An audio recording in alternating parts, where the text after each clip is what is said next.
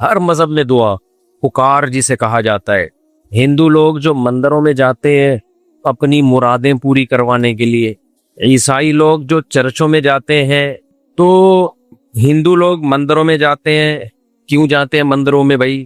وہ سمجھتے ہیں کہ ہم یہاں جا کے بھگوان سے مانگیں گے تو بھگوان ہماری مراد کو پورا کرے گا.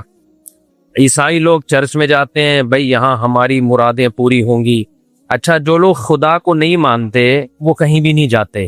وہ کہتے ہیں ہماری حاجتیں پوری کرنا معاذ اللہ خدا کا کام نہیں ہے، بلکہ یہ دنیا دارالاسباب ہے. آپ کی کوئی حاجت ہے تو آپ بجائے خدا سے، اللہ سے، بھگوان سے، عیسیٰ ابن مریم سے، کسی سے مانگنے کے بجائے سیدھا سیدھا آپ لاجک اختیار کریں، اسباب اختیار کریں، آپ کا کام ہو جائے گا.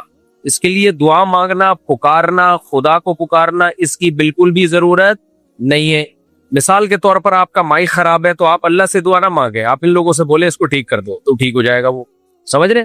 وہ کہتے ہیں دنیا دارالاسباب ہے، نہ مندر جانے کی ضرورت، نہ مسجد جانے کی ضرورت، نہ مزار جانے کی ضرورت.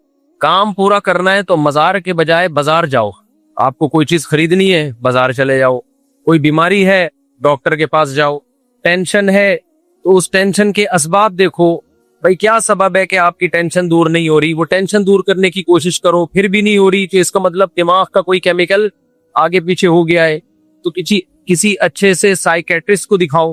کہہ رہے دیکھو ہم جو کام کرتے ہیں تو کام کرنے سے کام ہوتا ہے، کام نہیں کرنے سے کام نہیں ہوتا.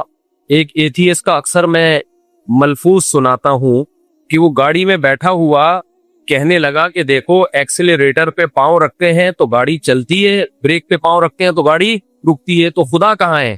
خدا کہاں ہے بھائی؟ خدا کو میں جب مانوں جب ایکسیلریٹر پہ پاؤں رکھنے سے گاڑی رکے اور بریک پہ پاؤں رکھنے سے گاڑی چلے. نہیں آ رہا میرا خیال ہے، نہیں آ رہی سمجھ میں بات. مجھے تو نہیں آ رہی کیونکہ میری آواز کانوں میں اتنی گونج رہی ہے کہ مجھے خود سمجھ میں نہیں آ رہی کہ میں کیا کہہ رہا ہوں. تو یہ وہ طبقہ ہے جن کی نظر میں معاذ اللہ نقل کفر دعا سے زیادہ لغو عبادت کوئی ہے نہیں. وہ کہتے ہیں دعا بالکل بیکار چیز ہے کیونکہ کام کرنے سے ہوتا ہے، نہیں کرنے سے نہیں ہوتا. دعاؤں میں کچھ بھی نہیں رکھا. تو ہم یہ کہہ سکتے ہیں کہ دنیا میں 3 طبقے ہیں. ایک طبقہ وہ ہے جو کہتا ہے سرے سے ہمیں کسی کام کے لیے دعا کرنے کی چندہ ضرورت نہیں ہے، ہمیں چاہیے کہ ہم اسباب اختیار کریں، کام ہو جائے ٹھیک ہے، نہیں ہو جائے تو یا تو خودکشی کر لیں یا صبر کر لیں، جو مرضی کرنا ہے. دوسرا طبقہ یہ ہے جو کہتا ہے بھائی ہمیں دعا کی ضرورت ہے لیکن کس سے دعا مانگیں وہ ہمیں اس بارے میں گائیڈ نہیں کرتے. کوئی کہتا ہے مزاروں پہ جا کے مزار والوں سے مانگو، کوئی کہتا ہے مندروں میں جا کے بتوں سے مانگو، کوئی کہتا ہے عیسیٰ اللہ کے بیٹے ہیں معاذ اللہ نقل کفر نباشت، عیسیٰ ابن مریم سے مانگو. کوئی کیا کہتا ہے؟ کوئی کہتا ہے تعویذ گنڈے باندھو تو سارے کام ہو جائیں گے. حالانکہ جس نے جو تعویذ گنڈے دے رہا ہے اس کے اپنے سارے کام نہیں ہو رہے، تبھی تو وہ تعویذ گنڈوں کا بزنس کر رہا ہے. اگر اس کے کام ہو رہے ہوتے تو تعویذ گنڈوں کا کام کر رہا ہوتا. وہ بولتے کیوں نہیں بھائی؟ اگر اس کے کام ہو رہے ہوتے تو وہ یہ والا کام کر رہا ہوتا. اس کی مثال ایسے ہے، یوٹیوب پہ آپ کو پیسہ کمانے کے طریقے بتا رہے ہوتے ہیں، وہ اسی لیے بتا رہا ہوتا ہے کہ اس کے پاس پیسہ کمانے کا کوئی طریقہ. آپ لوگ جملہ کمپلیٹ کر لیا کرو میرے بھائی. وہ یوٹیوب پہ آپ کو پیسے کمانے کا طریقہ کیوں بتا رہا ہے؟ اس کے پاس خود پیسہ کمانے کا طریقہ نہیں ہے، ورنہ وہ کمانے کا طریقہ اختیار کر رہا ہوتا نا، کمانے کے طریقے تھوڑی بتا رہا ہوتا آپ کو. کچھ صحیح بھی ہوتے ہیں اس میں. تو اس لیے جس کا اپنا کوئی کام نہ بن رہا ہو وہ روحانی علاج کرنا شروع کر دیتا ہے کیونکہ اس کے اپنے کوئی کام ہو نہیں رہا ہوتا. تو اس نے کہا چلو لوگوں کے کام بنانا شروع کر دو، تو یہی ایک کام ہے ہمارا، یہی جاب ہے ہماری. تو دنیا میں 3 طبقے ہیں. ایک طبقہ جو کہتا ہے دعاؤں میں کچھ نہیں رکھا، سب کچھ کس سے ہوتا ہے؟ اسباب سے. دوسرا طبقہ وہ یہ کہتا ہے دعاؤں سے سب کچھ ہوتا ہے لیکن دعا کس سے مانگی جائے، کب مانگی جائے، کیا مانگا جائے، ان کے پاس اس بارے میں گائیڈنس نہیں ہے. وہ مندروں میں جاتے ہیں، بتوں کو پکارتے ہیں، عیسیٰ ابن مریم کو پکارتے ہیں، مزاروں کو پکارتے ہیں. تو ہمیں سید الانبیاء محمد صلی اللہ علیہ وسلم اگر ہمیں گائیڈ نہ کرتے کہ دعا مانگنی چاہیے کہ نہیں مانگنی چاہیے، مانگنی چاہیے تو کس سے مانگنی چاہیے، کیا مانگنا چاہیے، کس طرح سے مانگنی چاہیے، یہ ساری چیزیں ہمیں اسلام نے بتائی ہیں. اور یہ اسلام کا اور محمد صلی اللہ علیہ وسلم کا ہم پر بہت بڑا احسان ہے. یہ گائیڈنس ہمارے علاوہ دنیا میں کسی قوم کے پاس نہیں ہے. پہلی بات تو یہ دعا ضروری کیوں ہے؟ یہ جو لوگ کہتے ہیں نا دعا کی ضرورت نہیں ہے، یہ کہتے ہیں دنیا سب کچھ اسباب سے چلتی ہے. یہ نظریہ ہی غلط ہے. اگر دنیا اسباب سے چل رہی ہوتی تو سوال پیدا ہوتا ہے میرے بھائی، جب کائنات نہیں تھی، دنیا نہیں تھی، تو کون سا سبب تھا جس سے دنیا وجود میں آ گئی؟ دنیا کی تو ابتدا ہی بغیر کسی لاجک اور بغیر کسی سبب کے ہوئی ہے. اس کے تو خمیر میں یہ چیز شامل ہے. سمجھ میں آ رہی ہے بات؟ بھائی اگر ہر کچھ سب کچھ سبب سے ہی ہو رہا ہے تو پہلا ذرہ پیدا کیسے ہوا؟ وہ کلمہ کن کی طاقت سے ہوا کہ نہیں ہوا؟ یہ کلمہ کن کی طاقت کس کے پاس ہے؟ اللہ کے پاس. اس سے پتہ چلتا ہے میرے بھائی دنیا اسباب سے جڑی ہوئی ہے، مگر جوڑنے والا کون ہے؟ اللہ. تو اللہ مسبب الاسباب ہے. جب اسباب سے کام نہیں چلے گا تو کلمہ کن کی طاقت والے سے کانٹیکٹ کیا جائے گا. سمجھتے ہو کہ نہیں سمجھتے؟ دیکھو کوئی کام آپ سے نہ ہو رہا ہو تو آپ کہتے ہیں بھائی یہ میرے دائرہ کار میں ہی نہیں آتا، تو آپ اوپر رابطہ کرتے ہو نا، یہ جس کے دائرہ کار میں آتا ہے ان سے رابطہ کیا جائے. رشتے کی مثال لے لیتے ہیں. لوگ مجھے فون کر کے کہتے ہیں میں فلاں جگہ شادی کرنا چاہتا ہوں، وہ مان نہیں رہے، تو میں جواب میں کہتا ہوں میں لڑکی کا ابا نہیں ہوں، یہ رشتہ میرے دائرہ کار میں نہیں آتا، تو مجھے کیوں فون کر کے کہہ رہا ہے کہ فلاں جگہ میری شادی کرا دو؟ یہ کنٹرول کس کے پاس ہے بھائی؟ جہاں تو کرنا چاہتا ہے اس کے ابا کے پاس ہے. تو بھائی ہم نے دنیا میں یہ سیکھا ہے، دنیا میں تجربوں سے ایک چیز حاصل کی ہے کہ اختیارات جس کے پاس ہوتے ہیں کام بنانے کے لیے رابطہ اس سے کیا جاتا ہے. لوگ مجھ سے کہتے ہیں مفتی صاحب میری توند نکل رہی ہے، پیٹ کم کرنے کا طریقہ بتا دیں. میں ان سے کیا کہتا ہوں میرے بھائی، میں توند کی برائی جو اسلام میں ہے وہ تو بتا سکتا ہوں، توند کم کرنے کا طریقہ میرے پاس نہیں ہے. کس کے پاس ہے؟ ڈاکٹروں کے پاس ہے. یہ اختیارات میرے پاس نہیں ہے. تو ہر شخص اپنے دائرہ اختیار میں رہ کے بات کرتا ہے کہ نہیں کرتا؟ تو اسباب سے کام دنیا میں ہوتے ہیں، یہ ایک گراؤنڈ ریئلٹی ہے. لیکن جہاں اسباب فیل ہو جائیں، اسباب کی دنیا میں انسان مایوس ہو جائے، تو رابطہ کس سے کیا جائے گا؟ اس ذات سے جو کسی کام کے کرنے میں کسی لاجک اور سبب کی محتاج نہیں ہے. اور وہ کون سی ذات ہے؟ اللہ کی ذات. اب جو اللہ کے منکرین ہیں وہ یہ کہتے ہیں دنیا میں سب کچھ سبب سے ہوتا ہے، لہذا اللہ سے کانٹیکٹ کرنے کی ضرورت نہیں ہے. ہم کہتے ہیں اگر دنیا میں سب کچھ سبب سے ہوتا ہے تو یہ کائنات بغیر سبب کے پیدا کیسے ہو گئی؟ تو پیدا ہی بغیر سبب کے ہوئی ہے. اس کا مطلب کوئی ایسی ذات ہے جو کچھ کرنے میں سبب کی محتاج بولو نہیں ہے. اتنی بڑی حقیقت، اس سے بڑی کوئی گراؤنڈ ریئلٹی ہے؟ لوگ کہتے نہیں ہے مولانا لوگ گراؤنڈ ریئلٹی کو سامنے رکھ کے فیصلے نہیں کرتے، ادھر ادھر کی پھینکتے رہتے ہیں. ارے میرے بھائی اس سے بڑی کوئی گراؤنڈ ریئلٹی نہیں ہے، زمینی حقیقت نہیں ہے، اس کا یونیورسل ٹروتھ نہیں ہے کہ یہ کائنات کلمہ کن کی طاقت سے پیدا ہوئی ہے. کچھ نہیں تھا تو پیدا کر دیا اللہ نے، ورنہ خود سے کیسے ہو گئی؟ سب سے بڑا جو یونیورسل ٹروتھ ہے وہ یہ ہے کہ ایک ایسی ذات ہے جو کچھ کرنے میں کسی سبب کی محتاج نہیں ہے، اس کے پاس کلمہ کن کی طاقت ہے.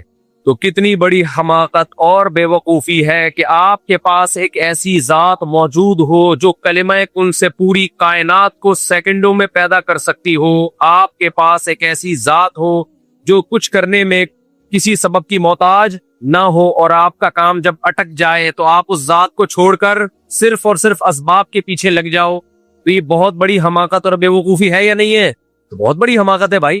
آپ کے پاس ایک ایسی ذات موجود ہے جو کچھ کرنے میں کسی سبب کی محتاج نہیں ہے. دوسری بات، دعا کی ضرورت ہمیں اس لیے بھی ہے کہ انسان جب اسباب سے مایوس ہو جاتا ہے تو مجھے ایک بات بتاؤ، مایوسی سے ڈپریشن ختم ہوتی ہے یا بڑھتی ہے؟ بولتے کیوں نہیں؟ مایوسی سے ڈپریشن ختم نہیں ہوتی بلکہ بڑھتی ہے. تو اس کا مطلب ہر وہ کام اچھا، اور ڈپریشن اچھی چیز ہے یا بری چیز ہے؟ دنیا میں کوئی ایسا ڈاکٹر آپ نے دیکھا جو کہے کہ بھائی میں آپ کو ایک ایسی ٹیبلٹ دوں گا جس سے آپ کی ڈپریشن بڑھے گی اور آپ صحت مند ہو جائیں گے؟ کوئی دیکھا آپ نے ایسا ڈاکٹر؟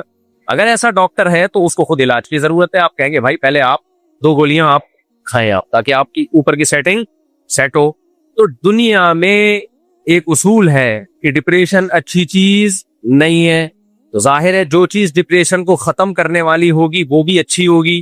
کیا خیال ہے بھائی؟ بیماری اچھی چیز نہیں ہے تو جو بیماری کو ختم کرنے والی چیز ہوگی وہ بری ہوگی کہ اچھی ہوگی؟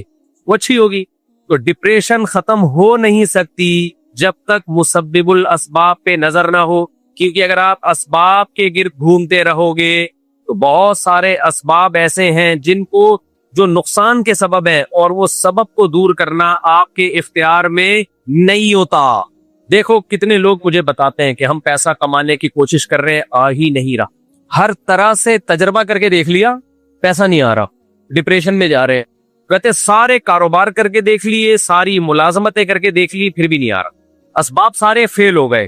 تو اگر اسباب میں اس کو خوش کرنے کی صلاحیت ہوتی، ڈپریشن دور کرنے کی صلاحیت ہوتی، تو ایسے لوگ جن کے سارے اسباب فیل ہو گئے وہ کبھی خوش رہ سکتے ہیں؟ بولتے کیوں نہیں؟ ناممکن ہے میرے بھائی. تو میرے بھائی دعا کی ضرورت ہمیں اس لیے بھی ہے کہ ہمیں یہ یقین ہونا چاہیے کہ کوئی ایسی ذات ہے جو کچھ کرنے کے لیے کسی سبب کی محتاج نہیں ہے. دیکھو حضرت مریم کتنی ٹینشن میں تھی جب اللہ نے ان کو بغیر شوہر کے بیٹا دے دیا. سخت ٹینشن میں تھی کہ نہیں تھی؟ یا لیتنی مت قبل ھذا وکنت نسیا منسیا. جب بیٹا پیدا ہوا ہے تو پریشان ہوئی کہ اس بیٹے کو میں پبلک کے سامنے، بنی اسرائیل کے سامنے کیسے لے کے جاؤں گی؟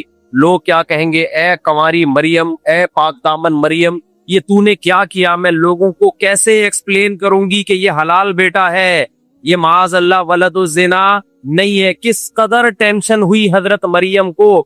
اللہ نے یہ ٹینشن اسباب کے ذریعے دور کی ہے یا بغیر سبب کے دور کی ہے؟ بغیر سبب کے. اللہ نے حضرت عیسیٰ علیہ السلام کو ماں کی گود میں زبان دی. جب وہ بچے کو لے کر گئی ہے تو دودھ پیتا بچہ بنی اسرائیل کو کہہ رہا ہے کہ میری ماں بدکار نہیں ہے. انی عبد اللہ، میں اللہ کا بندہ ہوں. آتانی الکتاب، عام انسانوں کی طرح نہیں بلکہ مجھے انجیل ملے گی. آتانی الکتاب وجعلنی نبیا، اور میں پیغمبر بنوں گا. اللہ نے مجھے کیا بنایا ہے؟ پیغمبر بنایا ہے. وجعلنی مبارکن، اللہ نے مجھے برکت والا بنایا. اینما کنتو، میں دنیا میں جہاں بھی جاؤں گا. واوصانی بالصلاۃ والزکاۃ، وہ میرے ذریعے سے نماز اور زکوٰۃ کو زندہ کرے گا. یہ سارے اچھے اچھے کام میرے ذمے ہیں. کوئی ایسا بچہ جو بغیر باپ کے پیدا ہو اور معاذ اللہ اس کے نسب میں خرابی ہو، وہ پیدا ہوتے ہی ایسی پرزور تقریر اور اللہ کی ایسی کبریائی کبھی بھی بیان نہیں کر سکتا. جب حضرت عیسیٰ نے ماں کی گود میں یہ گواہی دی تو حضرت سیدہ مریم کی ڈپریشن بڑھی یا ختم ہو گئی؟ ختم ہو گئی ان کی ڈپریشن. تو اس سے ہمیں پتا چلتا ہے میرے بھائی کہ جو لوگ اسباب ہی کو سب کچھ سمجھتے ہیں، دنیا میں بہت سے مقام پہ آ کے اسباب فیل ہو جاتے ہیں، تو وہ کبھی بھی دنیا میں خوش نہیں رہ سکتے. خوش رہنے کا ایک ہی طریقہ ہے آپ کے پاس، یا آپ کی نظر ایک ایسی ذات پر ہو جس کے بارے میں آپ کو یقین ہو کہ وہ میرے کام بنانے کے لیے، میری بگڑی بنانے کے لیے کسی لاجک اور سبب کی محتاج نہیں ہے. اس کے بغیر پریکٹیکلی خوش رہنا از امپاسبل. ایسی انگلش آج کل میں بول رہا ہوں. اس کے بغیر خوش رہنا از امپاسبل. سبجیکٹ اردو میں، ورب اور آبجیکٹ انگلش میں. اٹ از کالڈ گلابی اردو، گلابی انگلش. سمجھتے ہو کہ نہیں سمجھتے؟ تو یہ جو آج کل پریشانیاں ہماری سوسائٹی میں بڑھ رہی ہے نا، ان پریشانیوں کی وجہ یہ نہیں ہے کہ انسان خوشحال نہیں ہے.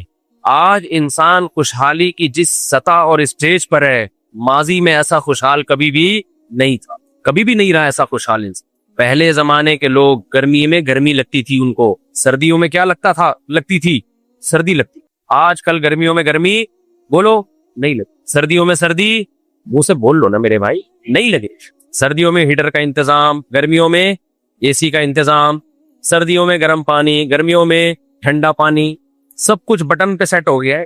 اتنی توفیق نہیں ہوتی کہ اے سی چلانا ہے تو اٹھ کے چلا جائے، یہیں سے ریموٹ کنٹرول سے ایئر کنڈیشن چلایا جا رہا ہے، کنٹرول بھی کیا جا رہا ہے اس کو. ٹینشن فری زندگی آج کے انسان کی، اس کے باوجود فل آف ٹینشن. کیونکہ نظر کس پر ہے؟ مادی چیزوں پہ، اسباب پہ. میں جب باہر ملکوں میں سفر کرتا ہوں نا، وہاں لوگوں میں ٹینشنیں دیکھتا ہوں تو میں کہتا ہوں اللہ نے اسلام کی حقانیت کو دکھانے کے لیے ان ملکوں کو ترقی دی ہے، کہ اگر ان میں ترقی نہ ہوتی نا پھر خودکشیاں کرتے. تو لوگ کہتے ہیں اصل میں غربت مہنگائی ہے اس لیے کر رہے ہیں. اللہ نے کہا ان ملکوں میں نہ غربت ہوگی نہ مہنگائی، پھر بھی ان کی زندگی ناکام کر کے دکھاؤں گا میں تمہیں، پھر بھی ناکام، سب کچھ ہو کے بھی کیا ہے، کچھ بھی نہیں ہے، زندگی سے خوشیاں چھین لی اللہ نے۔ تو ہمیں دعا کی ضرورت دو وجہ سے ہے، ایک تو ہمارا یہ ایمان ہے، ایک ایسی ذات ہے جو اسباب کی محتاج نہیں ہے، دعا وہیں مانگی جاتی ہے جہاں اسباب فیل ہو جاتے ہیں، اور ایسے ہی مانگنے کو دعا کہا جاتا ہے، اور یہ اللہ کے علاوہ کسی سے جائز نہیں۔ تو ایک تو اس لیے کہ ایک ایسی ذات موجود ہے، جب موجود ہے تو کیوں نہیں مانگ رہا بھائی؟ نہ مانگنا اس کی علامت ہے، تو اللہ کی طاقت اور قدرت کا قائل نہیں ہے۔ اسی لیے اللہ نے فرمایا ان الذین یستکبرون عن عبادتی سیدخلون جہنم داخرین، جو لوگ مجھ سے دعائیں نہیں مانگتے وہ جہنم میں داخل ہوں گے۔ میں جب یہ آیت پڑھتا تھا تو حیران ہوتا تھا، اے اللہ دعا مانگنا اتنا ضروری ہے، جو نہیں مانگے گا جہنم میں جائے گا؟ اس آیت کا مطلب سمجھ میں آیا، دعا نہ مانگنا اس کی علامت ہے کہ آپ اپنے آپ کو اللہ کا محتاج نہیں سمجھتے۔ جب آپ کو پتہ ہے کہ ایک بہت پاورفل ذات موجود ہے جو آپ کے سارے کام کر سکتی ہے، پھر بھی آپ اس سے ریکویسٹ نہیں کر رہے، اس کا مطلب آپ اس کو مانتے ہی نہیں ہو۔ تو یہ نہ ماننا تکبر ہے جو صرف اللہ کی چادر ہے۔ اللہ کو انسان میں عاجزی پسند ہے۔ بھائی زبان سے تم کہہ رہے ہو لا الہ الا اللہ، اللہ کے سوا کوئی معبود نہیں، لیکن تمہارے عمل سے لگتا نہیں ہے کہ تم اللہ کو معبود مانتے ہو، اللہ کو یہ مانتے ہو کہ وہ میری بگڑی بنا سکتا ہے۔ اس لیے دعا نہ مانگنے کو بہت بڑا جرم قرار دیا گیا ہے۔ ایک طبقہ وہ ہے جو دعا پہ بلیو ہی نہیں کرتا، یہ لبرل سیکولر لوگ ہیں۔ ایک طبقہ وہ ہے جو دعا مانگتا ہے لیکن اس کو یہ نہیں پتا بیچارے کو کہ کس سے مانگنا ہے، وہ ہر ایک سے مانگتا ہے۔ جو چندے کا اصول ہے نا، پتہ ہے آپ کو چندے کا اصول یہ، اگر آپ نے کوئی مدرسہ بنایا اور آپ چاہتے ہو کہ دے دنا دن چلے وہ، تو چندے کا اصول ہے ہر وقت مانگو، ہر ایک سے مانگو، سب کچھ مانگو، یہ اصول ہے۔ باہر ملکوں میں یہ نظر آیا ہمیں، ان کے مدرسے بھی چل رہے ہیں۔ ایک اور اصول ہے، ہمارے حضرت فرمایا کرتے تھے کہ مدرسے کے چھت نہ بننے دو یا مسجد کی چھت نہ بننے دو، اندر اندر فانوس لگاؤ، ہیرے جواہرات لگاؤ، شٹرنگ ہو، لوگ سمجھے کہ تعمیر کا کام۔ جامع تو رشید بیچارے نے پہلے ڈیکوریٹ کر لیا، صحیح ہے نا، لوگ آتے ہیں کہتے ہیں یار بہت پیسہ ہے ان لوگ کے پاس۔ تو یہ ایک اصول ہے کہ شٹرنگ کا کام جاری ہے، چھت کا کام۔ ایسے ادارے ہیں 10 سال ہو گئے چھتی کی بھرائی نہیں ہوئی ابھی تک، کیونکہ وہ دیکھ کے پھر لوگ کہتے ہیں یار چندے کی ضرورت۔ تو مشرک کیا کہتا ہے؟ ہر ایک سے مانگو، ہر وقت مانگو، سب کچھ مانگو۔ وہ ایک ہندو مسلمان ہوا، اس سے کسی مولانا صاحب نے پوچھا تو کیوں مسلمان ہوا، اسلام میں کس چیز نے تجھے اپنی طرف اٹریکٹ کیا؟ اس نے کہا کہ میں یہ کہتا تھا جب ہمارے سینکڑوں بھگوان ہیں تو اللہ رسول 2 بھگوان معاذ اللہ اور صحیح۔ ارے بھائی ہم اللہ رسول کو معاذ اللہ نقل کفر یہ حیثیت تھوڑی دیتے ہیں۔ اس نے کہا جب 2 اور ایڈ کر دیتا ہوں میں اس میں۔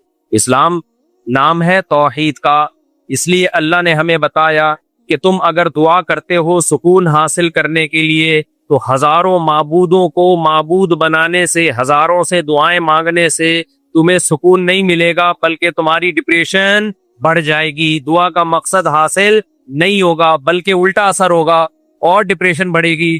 اس لیے اللہ نے فرمایا ضرب اللہ مثلا رجلا فیہ شرکاء متشاکسون ورجلا سلما لرجل، بتاؤ جس کے ہزاروں معبود ہو، کبھی مزار پہ جا کے سجدہ کر رہا ہو، کبھی بت کے سامنے سجدہ کر رہا ہو، کبھی کسی پیر کے سامنے سجدہ کر رہا ہو، جس کے ہزاروں معبود ہو وہ سکون میں ہوگا یا جس کا صرف ایک مولا ہو، ایک معبود ہو؟ تو دنیا میں آپ کے 4 باس ہو نا کمپنی میں، وہی ڈپریشن کے لیے کافی ہیں۔ ایک ساس ہوتی ہے، بہویں بہت ساری ہوتی ہیں، ساس ہمیشہ کتنی ہوتی ہیں؟ ایک۔ باس ہمیشہ کتنے ہوتے ہیں؟ بولو، ایک۔ آقا مولا کتنے ہوتے ہیں؟ ایک۔ تو جس کے اوپر بھی ایک سے زیادہ لوگ حاکم بن جائیں، وزیر اعظم بھی ایک ہوتا ہے، صدر بھی ایک، آرمی چیف بھی ایک، جو حاکم اعلیٰ ہے ہمیشہ کتنے ہوتے ہیں؟ وہ ایک۔ ایک سے زیادہ ہوں گے آپ کی ٹینشن کم ہونے کے بجائے بڑھے گی۔ تو معبود بھی کتنے ہوتے ہیں میرے بھائی؟ ایک۔ ہمیں پتا ہے جو مانگنا ہے اللہ سے، جب مانگنا ہے اللہ سے، سب کچھ کس سے مانگنا ہے؟ اللہ سے، اللہ کے سوا کسی سے نہیں۔ اس میں سکون ہے، اس میں اطمینان ہے۔ اور اگر اللہ کے ساتھ آپ نے اور معبود ایڈ کرنا شروع کر دیے تو دعا کا مقصد حاصل نہیں ہوگا، بلکہ یہ دعا آپ کی اسٹریس اور ڈپریشن کو بڑھانے کا ذریعہ بن جائے۔ پورا ہو چکا ہے، اس موضوع پر پھر موقع ملا مزید بات کروں گا۔ یہ دعا بہت اہم چیپٹر ہے، اسلام کا ہم پر احسان ہے کہ کس سے مانگنا ہے یہ بھی بتا دیا، اور مانگنے کی فضیلت کیا ہے یہ بھی بتا دیا، نہ مانگنے کی وعید کیا ہے یہ بھی بتا دیا, کیا مانگنا ہے یہ بھی بتا دیا, اور مانگنے کا طریقہ کیا ہونا چاہیے یہ بھی ہمیں بتا دیا, کن الفاظ سے مانگنا ہے یہ بھی بتا دیا, مانگتے ہوئے کیفیت کیا ہونی چاہیے یہ بھی بتا دیا. اس سے زیادہ کامل اور جامع مذہب کوئی دنیا میں ہو سکتا ہے میرے بھائی؟ تبھی تو ہم کہتے ہیں اسلام کو دوسرے مذاہب سے آپ کمپیئر کرو گے تو آپ کے پاس پریکٹیکل لائف میں چلنے کے لیے اسلام کے علاوہ کوئی آپشن بچے گا ہی نہیں. ان فی خلق السماوات والارض واختلاف اللیل والنہار لآیات لأولی الالباب، بے شک آسمانوں اور زمین کے پیدا کرنے میں، دن اور رات کے عدلنے بدلنے میں، کبھی دن آ رہا ہے پھر رات، پھر دن پھر رات، اور لاکھوں سال ہو گئے، کیسا خوبصورت نظام ہے. لآیات، ایک نہیں ہزاروں لاکھوں نشانیاں ہیں، لِأُولِي الْأَلْبَابِ، عقل مندوں کے لیے، بے وقوفوں کے لیے ایک بھی نشانی نہیں، اور عقل مندوں اور غور و فکر کرنے والوں کے لیے لآیات، کروڑوں نشانیاں ہیں. کہتے ہیں میں نے کہا اشہد ان لا الہ الا اللہ، کہہ رہے یہ خدا نے مجھے دکھائی ہے کہ تو ایک نشانی مانگتا ہے. اس کائنات میں غور کرے گا کروڑوں نشانیاں نظر آئیں گی جو تجھے پکار پکار کے کہہ رہی ہیں یہ کائنات خود بنی نہیں ہے، کسی نے اس کو بنایا ہے. بنانے والے نے آگے پھر اس آیت میں اللہ نے سارے سوالات، اس رکوع میں سارے سوالات کے جواب دیے. اس میں تو اللہ نے بتا دیا یہ خود نہیں بن سکتی. دیکھو یہاں چینجر کے بغیر چینجنگ نہیں ہو سکتی. نیوٹن کہتا تھا نا کوئی چیز اگر ساکن ہے ہمیشہ ساکن رہے گی جب تک اس کو موو کرنے والا کوئی نہ ہو، اور جو چل رہی ہے ہمیشہ چلتی رہے گی جب تک روکنے والی پاور نہ ہو. تو بتاؤ جو کائنات جس کی ایک ایک چیز چینجر کے بغیر چینج نہ ہو سکتی ہو تو کریٹر کے بغیر کریٹ کیسے ہو سکتی ہے؟ وہ نہیں آ رہی سمجھ میں؟ ڈنڈا لے کے نا کچھ بھی نہیں ہے، خالی ہاتھ ہے، بس دعوے ہیں ہمارے. میں سوچتا ہوں پیغمبر صلی اللہ علیہ وسلم کتنا پریشان ہوتے ہوں گے. آپ کی دعوت تو بہت جاندار تھی نا، لیکن پھر وہی بےہودہ سوالات ہوتے تھے تو کتنا پریشان ہوتے ہوں گے. چینجر کے بغیر چینج نہیں آ سکتا، اس میں ایک کنڈیشن کے بغیر دوسری کنڈیشن میں نہیں جا سکتی یہ کائنات، تو پیدا کیسے خود بخود ہو گئی؟ یہ کیسے ہو سکتا ہے بھائی؟ لوگ سوال کرتے ہیں وہ بوسیدہ سوال پرانا کہ پھر خدا کو کس نے بنایا؟ بھائی خدا کو ہم نے دیکھا نہیں ہے، ہم نے اس کائنات کو دیکھا ہے. یہ کائنات چینجر کے بغیر چینج نہیں ہو سکتی. آپ کا اپنا باپ نیوٹن کہتا تھا یہ، صحیح ہے نا؟ ہم تھوڑی مولوی تھوڑی کہہ رہے ہیں، اس نے مشاہدہ کیا، ہم نے مشاہدہ کیا. تو کریٹر کے بغیر کریٹ بھی نہیں ہو سکتی. خدا تو کریٹر ہے، اس کے بارے میں تھوڑی ہم کہہ سکتے ہیں کہ چینجر کے بغیر چینج نہیں ہو سکتا تو کریٹر کے بغیر کریٹ کیسے ہو گیا. وہ تو عقل سے بالا تر ہے. آپ اس کائنات کو ہمیشہ سے مان رہے ہو، یہ حماقت کر رہے ہو. خدا کو ہمیشہ سے ماننے کو آپ بے وقوفی سمجھ رہے ہو. تبھی میں کہتا ہوں یہ ایسے ہے جیسے بارش سے بھاگا پانی سے بچنے کے لیے اور کھڑا ہو گیا پرنالے کے نیچے آ کے. اب پرنالے کے نیچے کھڑا ہوا ہے نا، پانی دھڑا دھڑ گر رہا ہے. پرنالے سمجھتے ہیں؟ کسی نے کہا یہاں کیوں کھڑا؟ کہہ رہے بارش ہو رہی ہے یار. تو یہاں کیا ہو رہا ہے؟ تو یہی ایتھیسٹ پاگل اعتراض کرتے ہیں کہ اگر کوئی خدا ہے تو اس کو کس نے بنایا؟ تم اگر خدا کا انکار کرو گے اس بیس پر کہ وہ ہمیشہ سے کیسے ہے تو تمہیں یہ ماننا پڑے گا یہ کائنات کیا ہے؟ ہمیشہ سے. یہ زیادہ بڑا اعتراض ہے، اور تیسرا کوئی آپشن ہمارے پاس ہے نہیں کہ نہ یہ ہمیشہ سے نہ خدا ہمیشہ سے. تو پھر کیا ہے؟ تو اس لیے خدا کے بارے میں تھوڑی بات ہوگی. جب کوئی کام ہوا ہے اس دنیا میں تو کوئی کرنے والا، کوئی ایسی ذات ابتدا میں ہے جو کچھ کرنے میں کسی سبب کی محتاج نہیں ہے. اس کے پاس کلمہ کن کی طاقت ہے، پہلی دفعہ اس نے بنا دیا. اور یہ جو بگ بینگ تھیوری ہے، ایک سیکنڈ میں اتنا بڑا دھماکہ ہوا، اور اس کے بارے میں ماہرین آپ پڑھو. یہ ہمارے جامعۃ الرشید میں مفتی حسین خلیل خیل صاحب اللہ جزائے خیر دے، بڑا خاندانی کام کیا ایتھیزم کے خلاف. انہوں نے بگ بینگ تھیوری کو پورا پڑھ کے نا پورا ڈیفائن کیا ہے. یہ جو سائنسدان کہتے ہیں نا دھماکہ ہوا، یہ کروڑویں حصے میں بھی یہ جو کچھ بھی ہوا ہے نا، یہ اگر کروڑواں حصہ بھی اس کا ڈس بیلنس ہو جاتا تو یہ کچھ وجود میں نہیں آتا. سمجھ میں آ رہی ہے بات؟ نہیں آئی سمجھ میں؟ یعنی اتنی کیلکولیشن تھی نا اس دھماکے میں کہ سیکنڈ کے کروڑویں حصے میں بھی کوئی گڑبڑ. یعنی اگر تھوڑے سا اس کو میں آسان دیسی زبان میں سمجھاتا ہوں کہ آپ نے ایک دھماکہ کر کے چیزوں کو توڑا اور ایک چیز ادھر دیوار پہ جا کے چپک گئی، ایک ادھر چپک گئی، ایک ادھر چپک گئی اور ایک ادھر چپک گئی. دوبارہ جب آپ یہی دھماکہ کرو گے تو کیا یہی شکل بنے گی؟ نہیں بنے گی نا، کیونکہ اتنی ایڈجسٹمنٹ کے ساتھ تھوڑی ہوگا وہ. کیا خیال ہے بھائی؟ پھر ہو سکتا ہے وہ انڈا چھت پہ جا کے چپک جائے.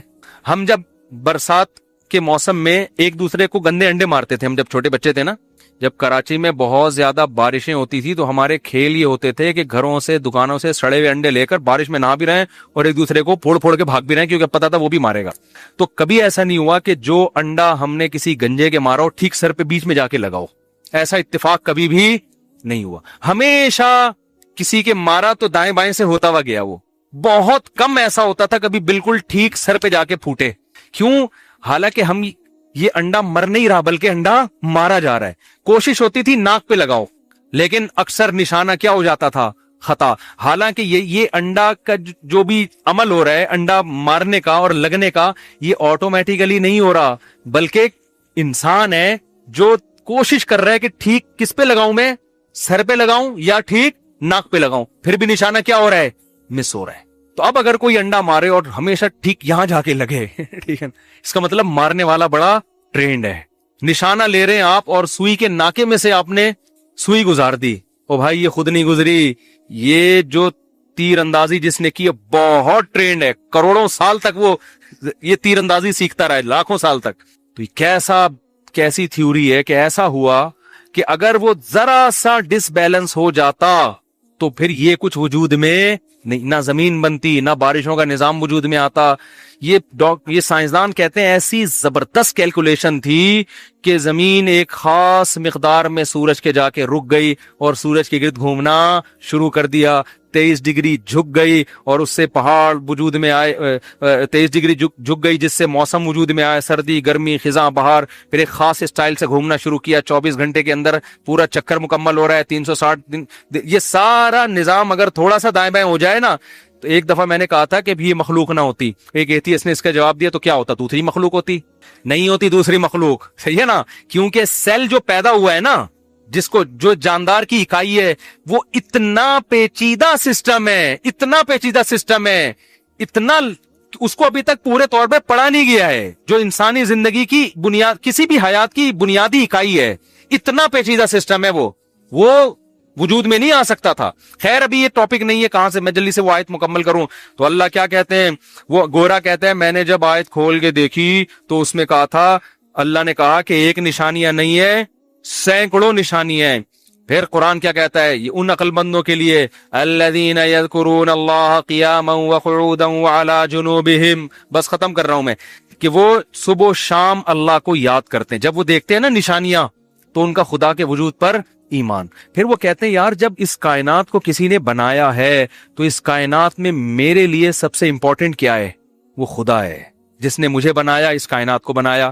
لہذا اب وہ اپنے ابا کا تذکرہ اتنا نہیں کرتے جتنا اللہ کا، اپنی گرل فرینڈ کا، منگیتر کا اتنا نہیں کرتے جتنا اللہ کا، بحریہ ٹاؤن کا اتنا نہیں کرتے جتنا اللہ کا، صحیح ہے نا؟ اپنے بزنس کا اتنا نہیں کرتے جتنا اللہ کا، اپنی صحت کا اتنا نہیں کرتے جتنا اللہ کا، کسی چیز کا اتنا تذکرہ نہیں کرتے جتنا کس کا کرتے ہیں؟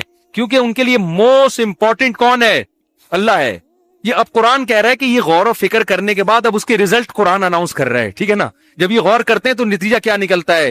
یہ کہتے ہیں الذین یذکرون اللہ قیاما وقعودا، کھڑے بیٹھے، وعلی جنوبہم، لیٹے، ہر حال میں اللہ کو یاد کرتے ہیں، اور وعلی جنوبہم ویتفکرون فی خلق السماوات والارض، اور کائنات میں ایک دفعہ غور نہیں کرتے، بار بار غور کرتے رہتے ہیں، کیونکہ ان کے سامنے نشانیاں آتی رہتی ہیں۔ کبھی مرغی کو انڈے پہ بیٹھا ہوا دیکھتے ہیں، پھر کہتے ہیں یار اس کو کس نے سکھا دیا کہ 21 دن انڈوں پر بیٹھنا ہے اور روزانہ اس کو گھمانا ہے۔ پھر جب انڈوں سے چوزے نکل رہے ہوتے ہیں، کہہ رہے یار اس میں تو زردی اور سفیدی تھی، اس میں چونچ کیسے پیدا ہو گئی، اس میں پر کیسے پیدا ہو گئے، اس میں باریک باریک لاکھوں نسیں کیسے پیدا ہو گئی، اس کا ایک مغز کیسے بن گیا۔ پھر جب وہ انڈے سے چوزا باہر آتا ہے، آتے ہی اس کو اپنے دوست اور دشمن کا فرق پتا ہوتا ہے۔ بلی کو دیکھ کے چیخے گا، اپنی ماں کو دیکھ کے اس کے پروں میں گھسنے کی کوشش کرے گا۔ ارے اس کو کس نے سکھا دیا کہ یہ تیری ماں ہے اور یہ تیرا دشمن ہے؟ پہلے دن سے دانا چگنا شروع کر دے گا اور مرغی دانا توڑ توڑ کے اس کو دینا شروع کر دے گی۔ یہ ساری چیزیں قرآن کہتا ہے وَيَتَفَكَّرُونَ فِي خَلْقِ السَّمَاوَاتِ وَالْأَرْضِ، زمین اور آسمان میں مسلسل غور، ایک ایک چیز میں۔ بکری کا بچہ جب پیدا ہوتا ہے وہ دیکھتے ہیں پیدا ہوتے ہی دودھ کی طرف جا رہا ہے، اس کو کس نے سکھایا بھائی؟ اس کو کس نے سکھایا کہ یہ ماں ہے تمہاری، اس سے تم دودھ پیو؟ تو یہ کیسے ایک ایک چیز، آپ کچھ کہہ رہے ہیں؟ تو یہ کیسے ایک ایک چیز کے بارے میں قرآن کہتا ہے یتفکرون فی خلق السماوات والارض، غور کرتے رہتے ہیں میری ماں کے دل میں کس نے، میں جب پیدا ہوا تو فوراً ماں کی چھاتیوں میں دودھ کیوں پیدا ہو گیا؟ اس کا مطلب پیدا کرنے والے کو پتا ہے کہ اب اس کو کیا چاہیے۔ بچہ ماں کے پیٹ میں اس کے انگوٹھا اس کے منہ میں ہوتا ہے، کیوں؟ وہ انگوٹھے کو سک کر رہا ہوتا ہے تاکہ اس کے اندر سک کرنے کی صلاحیت برقرار رہے۔ پیدا ہوتے ہی اس میں سک کرنے کی وہ چاہ رہا ہوتا ہے کہ مجھے ماں کی چھاتی ملے اور میں دودھ اتارنا شروع کر دوں۔ خدا نے اس کو کچھ بھی نہیں سکھایا، لیکن دودھ پینے کا طریقہ ماں کے پیٹ میں اس کو سکھا دیا ہے، کیونکہ اس پر اس کی زندگی موقوف تھی۔ پھر جوان ہوتا ہے، آسمان سے بارشیں برس رہی ہیں، بھئی یہ کون ہے جو بارشیں برسا رہا ہے؟ پھر زمین میں آپ آم کی گٹلی داخل کر رہے ہیں، آم کے درخت پیدا ہو رہے ہیں، درختوں میں پھول لگتے ہیں، پھول پہ مکھیاں تتلیاں بیٹھتی ہیں، نر اور مادہ پھولوں کا ملاپ ہوتا ہے، پھر ایک کچی کیری پیدا ہوتی ہے۔ آپ یہ منظر دیکھ رہے ہیں، ابھی رزلٹ نہیں آیا، آپ حیران ہو جاتے ہیں۔ اس کے بعد وہی آم جو آپ نے زمین میں دفن کیا تھا۔ یہ کیسا سائیکل ہے بھائی؟ دو گراریوں کو کوئی ایک ساتھ لگا بغیر خود بخود ایڈجسٹ ہو سکتی ہیں؟ سائیکل کسے کہتے ہیں؟ آپ پیڈل گھماتے ہیں، ایک گراری گھومتی ہے، وہ چین کو گھماتی ہے، چین دوسری گراری کو گھماتی ہے، دوسری گراری پہیے کو گھماتی ہے، پہیا جب زمین پہ ہوتا ہے آپ کو آگے دھکیلتا ہے۔ یہ پورا ایک سائیکل ہے۔ اس سے خدا کی قسم کروڑہ گنا زیادہ پیچیدہ سائیکل اللہ نے پودوں کے بیج میں رکھا ہے۔ اس سائیکل کو آپ کبھی نہیں کہو گے یہ خود بخود بن گئی، یہ گراریاں خود ایڈجسٹ ہو گئی، چین خود لگ گئی، خربوں سال میں بھی نہیں ہو سکتا۔ اس سے کروڑہ گنا زیادہ پیچیدہ سائیکل خربوزے کے بیج میں ہے۔ ادھر بیج زمین میں ڈالا، ادھر بیل اگنا شروع، اگتے اگتے اگتے اگتے تھوڑے دن میں پھول نکل کے تتلیوں کو اپنی طرف مائل کرنا کہ آ جاؤ بھائی ملاپ کرو نر اور مادہ پھولوں کا، ٹھیک ہے نا۔ تتلیاں کیڑے مکوڑوں کا نہیں پتا ہوتا ہم کیوں جا رہے ہیں، وہ تو پھول کی خوشبو اور اس کی رنگت دیکھ کے جا رہے ہیں۔ کیڑے مکوڑے بھی جا رہے ہیں، ان کو کیا پتا کہ خدا ہم سے کیا کام لے رہا ہے۔ ان کے پاؤں اور ٹانگوں سے وہ ذرات چپکتے ہیں، پھر وہ دوسرے پھول پہ جاتے ہیں، دو پھولوں کا ملاپ ہو کے وہ زائگوٹ وغیرہ بننا شروع ہوتا ہے، اور پھر نیچے کچا پھل، اور پھر خربوزہ، اور خربوزے کو کاٹا، اس کے اندر وہ جیسے سینکڑوں بیج جو آپ نے زمین میں دفن کیا تھا۔ خدا کی قسم اتنا پیچیدہ سائیکل، اتنا پیچیدہ چکر اللہ کی قسم خود بخود وجود میں نہیں آ سکتا۔ قرآن کہتا ہے وَيَتَفَكَّرُونَ فِي خَلْقِ السَّمَاوَاتِ، کافر خربوزے کھائے گا، آم کھائے گا، اور خدا کی نشانیاں دیکھے گا، لائف کو انجوائے کرے گا، ایک دفعہ بھی پھوٹے منہ سے سبحان اللہ یا الحمدللہ نہیں کہے گا۔ مسلمان جب یہ چیزیں دیکھتا ہے وہ فوراً پکار اٹھتا ہے سبحان اللہ، کون ہے؟ تبھی تو قرآن کہتا ہے تم ان جانوروں کی پشت پہ جب بیٹھتے ہو وَتَقُولُوا سُبْحَانَ الَّذِي سَخَّرَ لَنَا، تو کہا کرو کہ پاک ہے وہ ذات جس نے ان پاورفل طاقتور جانوروں کو ہمارے لیے مسخر کر دیا۔ کرنا ہے وہ انگریز کی میں بتا رہا ہوں، وہ یہ ساری آیتیں پڑھ رہا ہے بھائی، وہ ساری آیتیں کیا کر رہا ہے؟ گویا اللہ اس کو کہہ رہے ہیں کہ تو ایک نشانی مانگ رہے ہیں بھائی کہ چھت پھٹ جائے، فرشتہ اتر جائے، یہاں تو سینکڑوں نشانی ہے، تو ایک نشانی پہ غور کرے گا تو نتیجہ کیا نکلے گا؟ الذین یذکرون اللہ، پھر تو بار بار اللہ کو یاد کرے گا اور بار بار مزید غور کرے گا، اور پھر کیا کہے گا؟ سبحانک ربنا ما خلقت ھذا باطلا۔ یہ ہے اصل بات جو بلاغت ہے قرآن کی۔ اس کے بعد تم اس نتیجے پہ پہنچو گے، کہو گے اے اللہ تو نے یہ سب کچھ بیکار پیدا نہیں کیا، تو جو اتنی نشانیاں دکھا رہا ہے اس کے پیچھے کوئی حکمت ہے۔ یہ اگر تو نے اس لیے کیا ہوتا ہم خربوزے کھا کے مر کے ختم ہو جائیں، بچے پیدا کریں وہ خربوزے کھائیں اور مر کے ختم ہو جائیں، تو یہ تو کوئی کائنات کا مقصد نہ ہوا۔ یقیناً کوئی مقصد ہے، کوئی مقصد ہے۔ تو اپنا انٹروڈکشن کروا رہا ہے، ہمیں اپنی پہچان کروا رہا ہے، اور اپنی پہچان کیوں کروا رہا ہے؟ ظاہر ہے اس لیے کروا رہا ہے تاکہ مجھ سے محبت کرو اور میری مانو، اور اگر مانو گے اور آخرت نہ ہو، ماننے والے کو بدلہ نہ دیا جائے اور نہ ماننے والے کو سزا نہ ملے، تو یہ بھی اس کی علامت ہے اس کائنات کو بیکار پیدا کیا۔ لہذا اس پورے تانے بانے ملا کے قرآن کہتے ہیں وہ اس نتیجے پر پہنچتے ہیں کہ جنت بھی برحق ہے اور جہنم بھی برحق ہے، اور پھر اس نتیجے پر پہنچ کر کہتے ہیں سبحانکا، اے اللہ تو ہر عیب سے پاک ہے، تو اس کائنات کو بلا وجہ نہیں پیدا کرے گا، فقینا عذاب النار، پس تو ہمیں اس آگ کے عذاب سے بچا لے جس کا تو بار بار تذکرہ کرتا ہے۔ اور آخری آیت فقینا عذاب النار ربنا اننا سمعنا منادیا ینادی للایمان، اے اللہ ہم عقل کے تانے بانے ملا کر تو ایمان لا رہے ہیں، لیکن صرف اتنا نہیں ہے، ہم نے ایک منادی کو بھی سنا جنہیں محمد صلی اللہ علیہ وسلم کہا جاتا ہے۔ ہم تک خبریں پہنچی 1400 سال پہلے ایک یتیم جو نہ لکھنا جانتا تھا اور نہ پڑھنا جانتا تھا، اس نے یہ صدا لگائی ان آمنو بربکم کہ اپنے رب پر ایمان لے کر آؤ۔ ہم 1400 سال پہلے ہمیں پتہ چلا ایک پیغمبر آئے تھے، یتیم تھے، نہ لکھنا جانتے نہ پڑھنا جانتے، پسماندہ علاقے میں پیدا ہوئے، ان کی دعوت صرف ایک تھی کہ اپنے رب کو پہچانو۔ فآمنا، اے اللہ ہم نے ان کی دعوت پر لبیک کہا اور ہم ان کی دعوت پر ایمان لے آئے۔ تبھی تو ہم محمد صلی اللہ علیہ وسلم کے بتائے ہوئے طریقے کے مطابق نماز پڑھتے ہیں، محمد صلی اللہ علیہ وسلم کے بتائے ہوئے طریقے کے مطابق اذان دیتے ہیں۔ قرآن میں تو یہ سارے احکام تھوڑی اللہ نے براہ راست تھوڑی بتائے، نبی نے کہا داڑھی رکھو، ہم نے رکھ لی، نبی نے کہا فجر میں 2 فرض پڑھو، ظہر میں 4 فرض پڑھو، مغرب میں 3 پڑھو، عشاء میں 4 پڑھو، پھر وتر پڑھو۔ یہ سارے کس کے کہنے پر ہو رہا ہے؟ اے اللہ ہم نے تجھے پہچاننے کے لیے کسی کو تلاش کیا کہ تیرا کوئی سفیر ہے اس دنیا میں، تو ہمیں پتا چلا 1400 سال پہلے ایک یتیم تھے محمد بن عبداللہ، انہوں نے دعویٰ کیا تھا اور ہم نے انہیں اس دعوے میں سچا پایا، کیونکہ اگر وہ سفیر نہیں تھے تو پھر اس کا مطلب تو نے اپنا تعارف کروانے کے لیے، اپنے حکام بتانے کے لیے دنیا میں کسی کو اپنا نمائندہ نہیں بنایا، تو تجھ تک پہنچے کیسے پھر ہم؟ ہمارے پاس ایک ہی راستہ تھا، ہم کس پر ایمان لائیں؟ محمد صلی اللہ علیہ وسلم پر۔ ربنا وآتنا ما وعدتنا، ہم ایمان لے آئے تو ربنا لا تخزنا یوم آتنا ما وعدتنا، اے اللہ اب ہم اس نبی کو فالو کر رہے ہیں، اب تو بھی اپنی ذمہ داری پوری کرنا، تو نے اپنے نبی کی زبان سے ہم سے جو جنت کے وعدے کیے ہیں وہ وعدے ہم سے پورے کرنا۔ ہم جو اتنی قربانیاں دے رہے ہیں صرف کس لیے دے رہے ہیں؟ کہ ہماری آخرت کیا ہوگی؟ اچھی ہوگی۔ وَلَا تُخْزِنَا يَوْمَ الْقِيَامَةِ، اور قیامت کے دن ہمیں رسوا نہ کرنا، یہ بے دین لوگ مذاق اڑائیں گے ورنہ کہ دیکھو تم نے نظر کی حفاظت کی، تم شراب سے بچے، تم زنا سے بچے، تم بوڑھے ماں باپ کی خدمت میں قدموں میں جنت تلاش کرتے رہے، تم رشتہ داری جوڑتے رہے، تم رمضان کے روزے رکھتے رہے، تم راتوں کو تہجد پڑھتے رہے، ہم تو لائف کو انجوائے کرتے رہے، تو ہمارا اور تمہارا ٹھکانہ کیسا ہو گیا؟ ایک جیسا۔ اے اللہ اس ذلت سے ہمیں قیامت کے دن بچانا، یہ تانا نہ ملے ہمیں۔ فرق ہونا چاہیے فرما برداروں میں اور نافرمانوں میں۔ انک لا تخلف المیعاد، اے اللہ ہمیں پتا ہے تو اپنے وعدوں کی خلاف ورزی نہیں کرتا۔ یہ تو ہم ایک تسلی کے لیے یہ جملہ زبان سے نکال رہے ہیں۔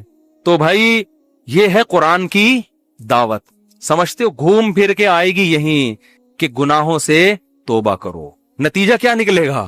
برائی سے بچو۔ آج اس کے لیے تیار نہیں، وظیفے پڑھوا لو، عمرے ہر سال عمرہ کر رہے ہیں، اور بہن کی وراثت کے پیسوں سے عمرہ کر رہے ہوں گے۔ عمرہ کریں، کس نے منع کیا ہے؟ پہلے کیا ہے؟ جو حرام کام ہے ان کو چھوڑیں، گناہ سے بچیں۔